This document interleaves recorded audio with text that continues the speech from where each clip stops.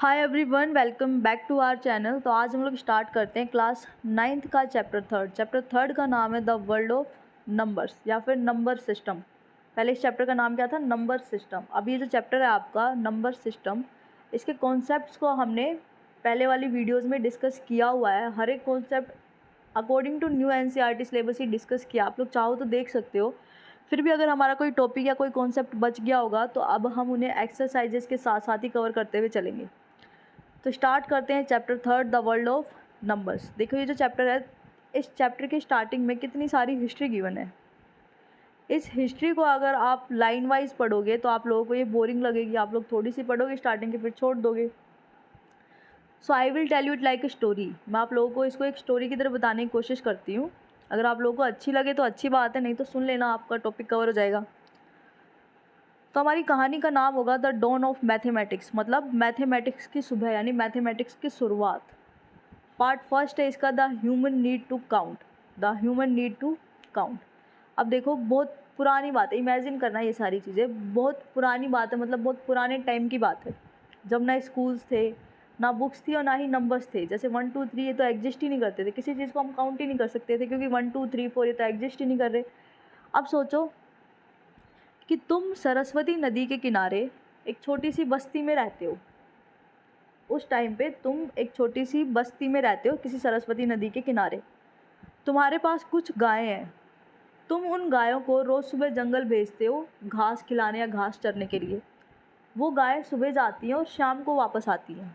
यहाँ पर एक प्रॉब्लम होगी ना कि तुम्हें पता कैसे चलेगा कि सारी की सारी गायें जंगल से वापस आई है या नहीं आई, क्योंकि तुम काउंट तो कर नहीं सकते। तो तुम्हें कैसे पता चलेगा कि वो सारी की सारी गायें जंगल से वापस आई हैं या नहीं आई? तो इस प्रॉब्लम को सॉल्व करने के लिए लोग एक सिंपल मेथड यूज़ करते थे। वो मेथड क्या था?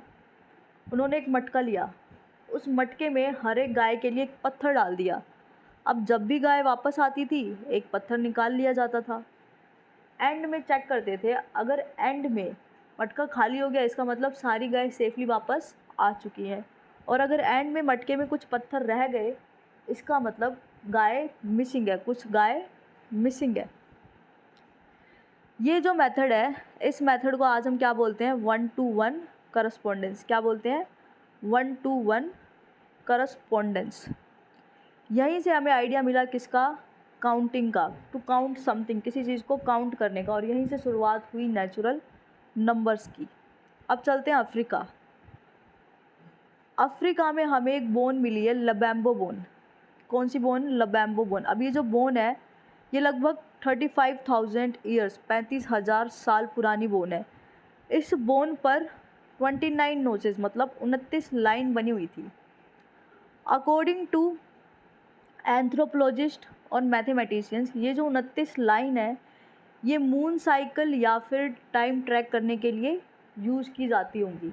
अकॉर्डिंग टू मैथमेटिशियंस या एंथ्रोपोलॉजिस्ट, ये जो 29 लाइन है ये 29 लाइन मून साइकिल्स या टाइम को ट्रैक करने के लिए यूज़ की जाती होंगी। तो यहाँ भी मैथमेटिक्स यूज़ हो रही है ना। और कब की बात है? ये लगभग 35,000 साल पहले की बात है। कितनी पुरानी बात है, कितने पुराने टाइम से हम मैथमेटिक्स का यूज़ करते हुए आए हैं। उसके बाद हमें मिलता है एक इशांगो bone.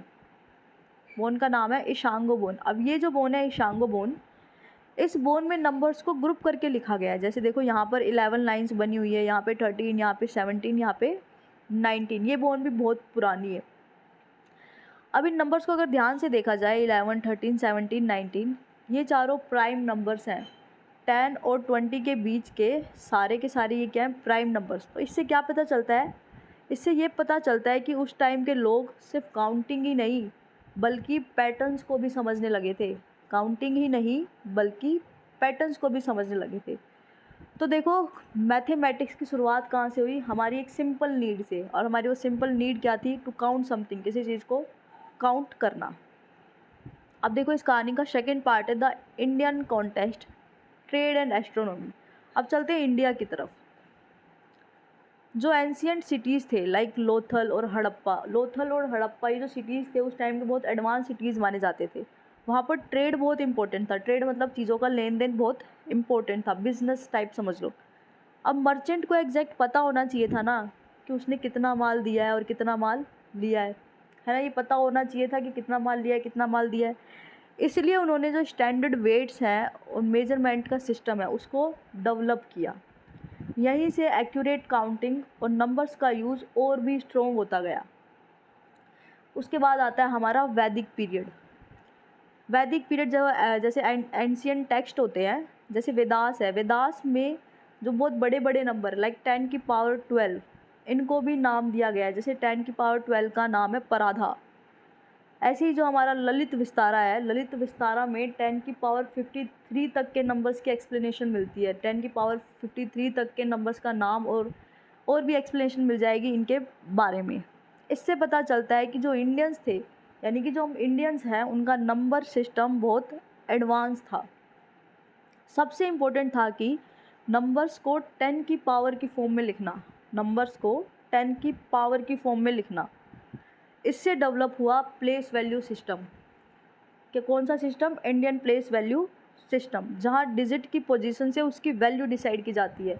Indian place value system में यही तो होता है, डिजिट की पोजीशन से ही तो हम उसकी वैल्यू बताते हैं। और फाइनली सबसे रिवॉल्यूशनरी इन्वेंशन हुआ किसका?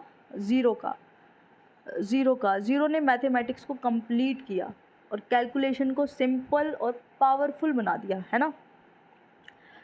ज़ीरो की इन्वेंशन किसने की थी? ब्रह्मगुप्ता ने।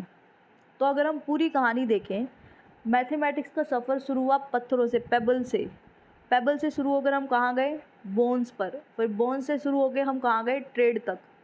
और फाइनली इंडिया में ज़ीरो तक कंप्लीट हुआ। तो ये थी हमारी कहानी। आई होप आप लोगों को अच्छी लगी होगी। So thank you for listening. See you in the next video. Next video में हम एक्सरसाइज 3.1 के क्वेश्चन सॉल्व करेंगे।